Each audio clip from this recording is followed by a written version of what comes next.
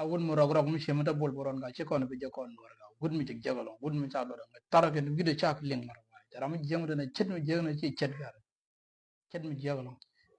kula ben yalle mi yor jin yallong bi be ter reb chang da na to na i ngome cha din no chala maram cha khamlar ke gar ma chala tiar crazy a comedian kana koko a comedian kana koko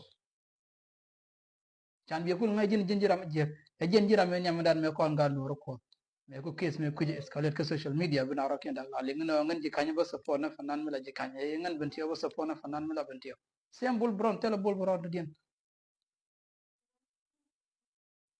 namoni kel medan te joy ko tike site ku support ne koko rew de nyong medan me sha gara me sha pe me sha leke me sha kamrar ka paris nga me ci ban yor ko social media you are the first person ba gara ban jogo tan na me sha lay lel ni mor ko kamrar ne ko le mit ko jojo wo tike kuj dirna ban jibu kam nen bi la da cha maro ma cha da kamrar ma comedian wer ka mic wer ka record wer ka studio video da kamrar mu dong ye koko gara me jodo gara me jo ma kana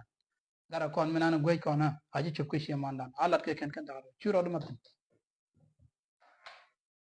otherwise betam bi goy nyok yene je tiar ngum mi cha tarun ken video anga je